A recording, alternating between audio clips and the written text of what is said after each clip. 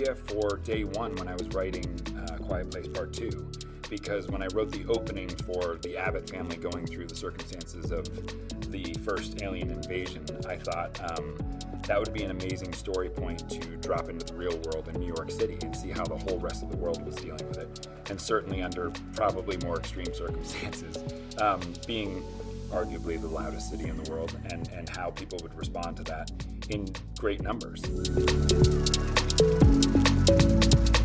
I think New York is a place that, whether you've been there or not, it is something that is familiar to you. So it's really fun to, in a world like A Quiet Place, break down a place that you think you know and put it under extraordinary circumstances.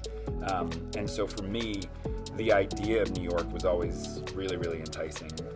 Not only how loud it is, I think it's arguably one of the loudest cities in the world, or at least as a New Yorker, we think we're the loudest city in the world.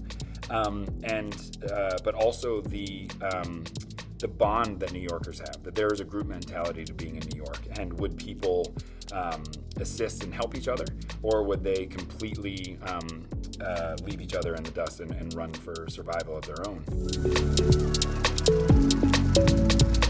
This idea that a city that we think we know so well under extraordinary circumstances, so tragic and so horrific that you couldn't even process them. And I think that visceral response is very human, that you don't have a time to make a decision. It's fight or flight. And I think that processing moment is gone. And so you just become your most primal self. And what is that most primal self? Do you help the person next to you, or do you abandon the person next to you? Lupita is one of those actresses who's going to make any single role or any single movie better, period, the end. And I think that it's because of her specificity. I think she's a very, very powerful actress, a very powerful presence.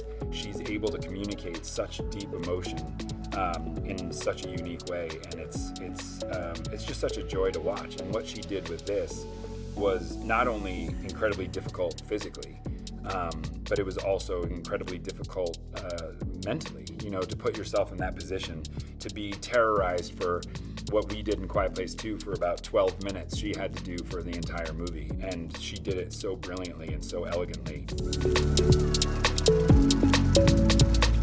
We were so lucky to get Joe to do this movie, because I think everyone's offering him every movie on the planet right now. And I just thought he's so technically sound and so talented.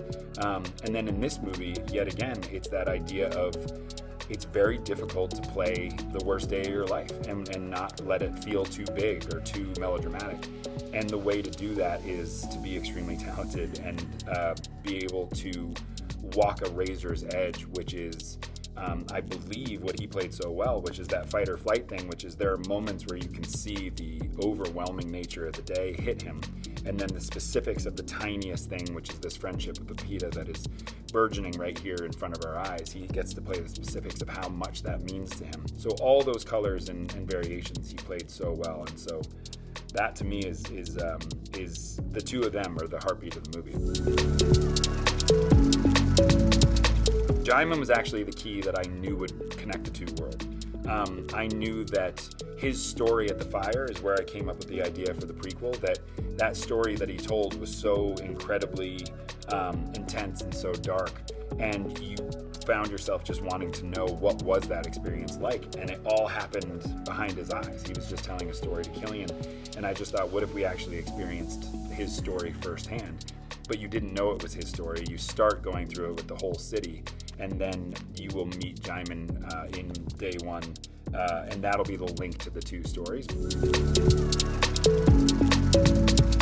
I've been a fan of Alex's for a long time. He makes the movie so much better because he immediately grounds you in this human way, and you just believe immediately the circumstances of the day unraveling kind of happen through Ruben's eyes. I love Alex as an actor, and I just loved watching him in this.